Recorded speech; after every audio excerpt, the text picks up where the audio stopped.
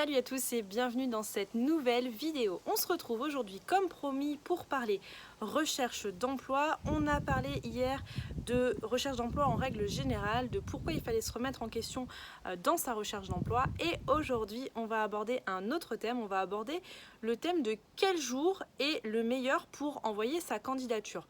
Je reçois toujours cette question par message privé, on me demande beaucoup quel est le meilleur jour pour envoyer sa candidature. Est-ce qu'il y a un jour dans la semaine où les recruteurs vont être un petit peu plus à l'écoute des candidatures qu'on leur envoie?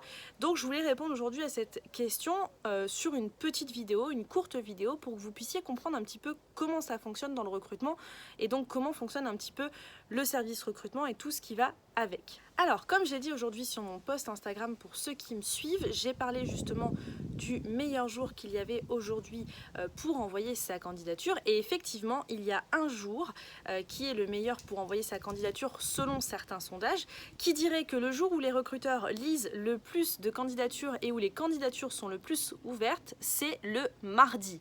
Alors, comme je disais dans ma publication, c'est une règle qui ne vaut pas pour tout le monde, pour tous les recruteurs, parce que tout simplement, cela dépend de où vous postulez. Donc, si vous postulez dans un gros service type RH, type recrutement, vous pouvez avoir des services qui sont entièrement dédiés au service RH. Donc, les RH, c'est très large, parce que vous avez la formation, le recrutement, l'intégration, vous avez tout ce qui va être juridique. Voilà, c'est vraiment très large, les RH aujourd'hui. Donc, une personne qui va recevoir les candidatures peut aussi devoir s'occuper de toute la paperasse administrative RH interne à l'entreprise et de tout ce qui va être formation, intégration, de s'occuper en règle générale des collaborateurs. Il se peut que certains jours de la semaine soient utilisés pour d'autres choses dans leur service RH, donc soit la formation, soit des réunions globales sur les RH ou des choses comme ça. En général, les réunions se tiennent plutôt le lundi, donc c'est pour ça que dans les gros services RH, vous avez peu de retours le lundi, parce que souvent le lundi, on est dans les réunions, dans les gros services RH, donc c'est pour ça que votre candidature sera un peu moins traitée le lundi et que du coup ça redémarre le mardi. Mais vous pouvez très bien avoir des cabinets de recrutement par exemple qui vont traiter leur candidature tous les jours, tout simplement parce qu'ils ont des offres pour lesquelles ils doivent aller très vite. Donc si vous envoyez à un cabinet de recrutement, je pense qu'il n'y a pas vraiment de jour entre guillemets où on va avoir de grosses réunions, hormis peut-être le lundi matin, mais dans tous les cas on traitera les candidatures au jour le jour.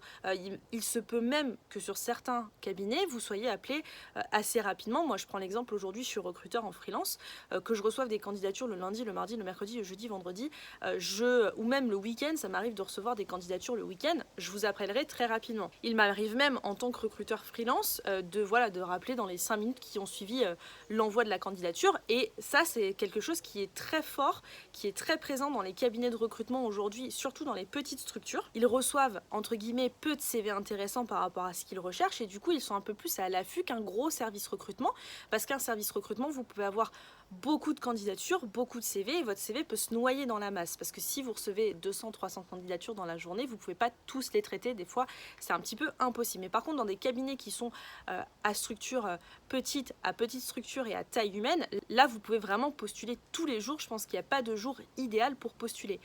C'est aussi le cas des petites entreprises qui ne vont pas avoir de service recrutement, donc ils vont avoir soit des recrutements qui sont gérés directement par le directeur, le patron de la société, ou soit par une assistante. Et là, dans ce cas-là, votre candidature, c'est pareil, il n'y a pas de jour pour l'envoyer. Quand on est sur des petites structures, on cherche à avoir le candidat tout de suite, à l'appeler tout de suite, parce qu'on sait très bien que plus vite on appellera le candidat, plus vite on aura de chance de le transformer, ce qui peut être un petit peu différent dans les grosses structures. Donc effectivement, il y a un jour où on peut dire que les candidatures sont le plus lues, c'est le mardi, selon plein de sondages, selon des logiciels de gestion de candidature qui peuvent avoir justement accès à ces données-là. Mais c'est vraiment important de prendre cette information à compte-gouttes, tout simplement parce que ça va dépendre de là où vous postulez, de l'enseigne où vous postulez, de la compagnie pour laquelle vous postulez, de l'entreprise en règle générale pour laquelle vous postulez. Plus elle sera grande, moins elle traitera les candidatures rapidement, sauf si elle a un service dédié entièrement à ça, ou alors tout simplement vous pouvez avoir des recruteurs qui ont plein d'autres choses à gérer, d'autres services à gérer, que ce soit de la formation, de l'intégration, ce qui fait que du coup vous pouvez ne pas avoir de retour très rapidement, et que vous postuliez d'un jour sur un jour ou sur un autre jour, ça ne changera rien pour vous. Il faut savoir aussi que 80% des candidatures sont lues avant le jeudi. Pourquoi? Tout simplement parce que le vendredi c'est la fin de semaine et on consacre souvent le vendredi à d'autres choses que d'appeler de nouveaux candidats, c'est-à-dire qu'on va refaire un petit peu le brief de ce qui s'est passé dans la semaine, on va vérifier un petit peu les objectifs, on va regarder où ça va aller. Mais c'est pareil, tout ça, ça dépend de où vous postulez. Si vous postulez en cabinet de recrutement, ça sera complètement différent.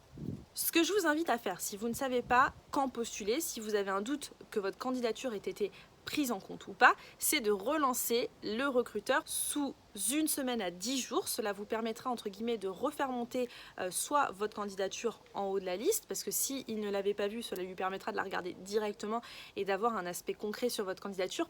Qui plus est que de relancer, c'est toujours important. Ça vous permet d'avoir un pied dans la société, d'avoir un petit contact avec le recruteur et d'avoir un petit plus dans votre candidature. Par contre, qui dit relancer ne veut pas dire harceler. Tout simplement aujourd'hui, pourquoi je vous dis ça? Parce qu'aujourd'hui en tant que recruteur, il m'arrive de me faire harceler. Je vous donne l'exemple encore, la semaine dernière, j'ai eu un candidat sur LinkedIn qui m'a demandé si j'avais des postes. J'ai pas eu l'occasion de lui répondre à l'instant T. Le lendemain, j'avais un message, je lui ai répondu. Le surlendemain, j'avais un autre message et le troisième, encore jour d'après, j'avais un autre message. Non, ça sert à rien de harceler. Si on a un poste, on va vous appeler, on va discuter avec vous. Mais plus vous harcelez la personne, moins vous aurez de chances d'être contacté, tout simplement parce que le recruteur va se dire si ça commence comme ça, on va pas le faire après par la suite. L'état d'esprit, ça ne va pas aller. Donc c'est vraiment important de relancer, mais de ne pas harceler. On reste poli, courtois, on est des candidats, on est à la recherche de travail. Oui, mais il faut le faire dans les règles de l'art. Il n'y a pas besoin d'harceler les recruteurs pour avoir des réponses. Même si parfois, vous devez harceler certains recruteurs pour avoir un retour sur votre entretien. Ça, je peux le comprendre. Je peux comprendre cette frustration. Mais il faut parfois savoir, entre guillemets, se mettre un petit peu en retrait pour éviter justement d'avoir une attitude qui est trop... dans ce contexte justement de harcèlement et de tout le temps relancer, ça ne donnera qu'une mauvaise image de votre personnalité. Donc ça, c'est vraiment important. Donc pour résumer cette vidéo, le meilleur jour, enfin le jour où les candidatures sont le plus lues, c'est le mardi, à prendre en considération avec d'autres choses, à prendre en considération avec qui vous postulez, sur quelles entreprises vous postulez.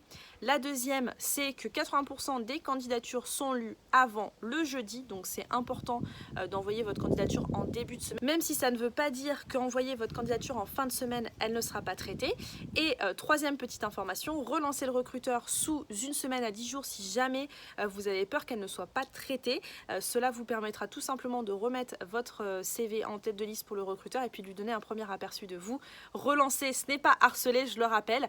Et puis on se dit donc du coup à très bientôt dans une nouvelle vidéo. On se revoit demain. N'hésitez pas à vous abonner si les vidéos vous plaisent, c'est juste en dessous. Vous pouvez également vous abonner sur Facebook et Instagram où on est très présent. Et on se retrouve très bientôt dans une nouvelle vidéo.